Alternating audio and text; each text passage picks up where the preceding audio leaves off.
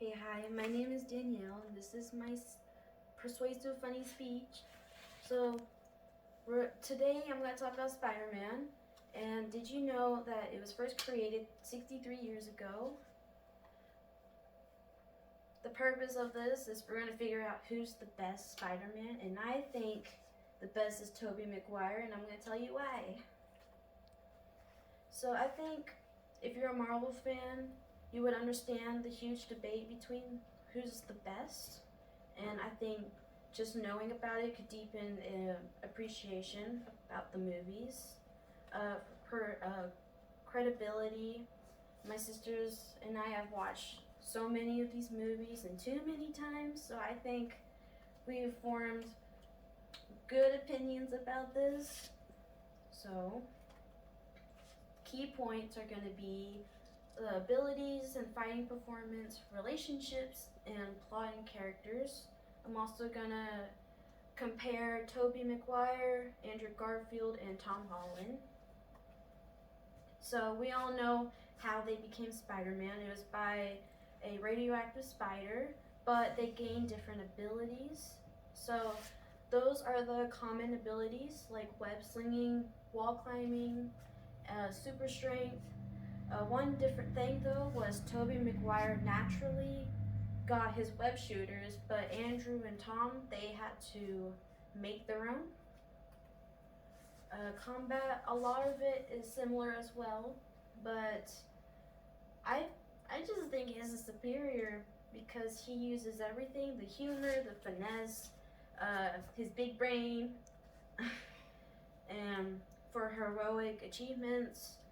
Um, Toby has went through so much, I think more than the others, like saving um, the subway, the cable car, and an alien from outer space.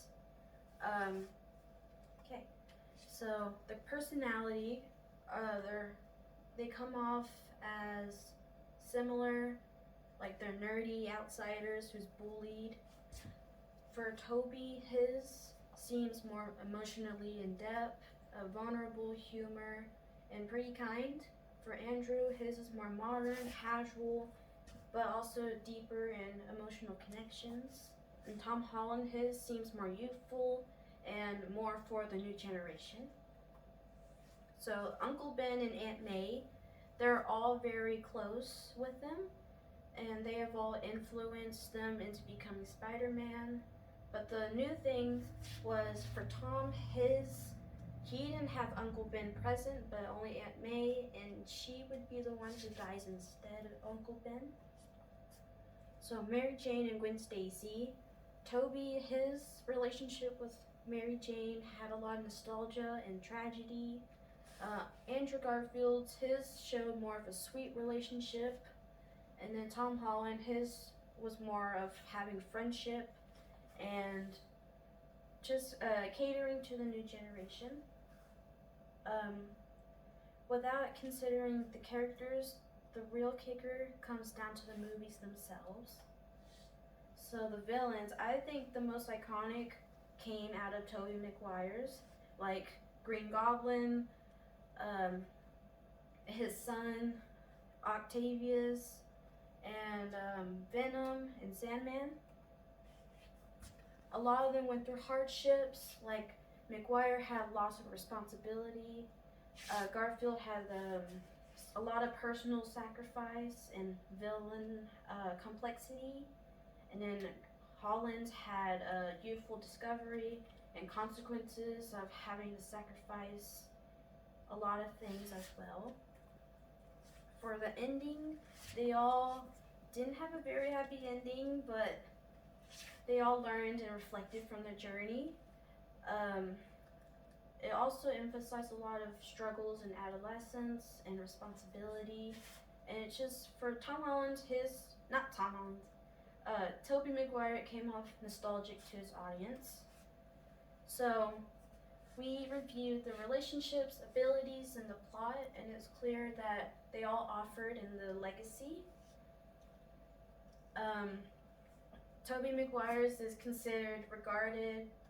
awfully regarded as superior to the trilogy, His blend of comedy and vulnerability and the iconic storytelling sets a high bar. And ultimately, it's become a favorite for many people because of the emotional depth and drama and the humor. It continues to resonate in later movies that become related to Spider-Man. And I love all of them, but I always think Tobey's is the best, and because it's also the originals. And I feel like that's why Dark Maguire and Bully Maguire goes down in history, because it's so silly. Thank you.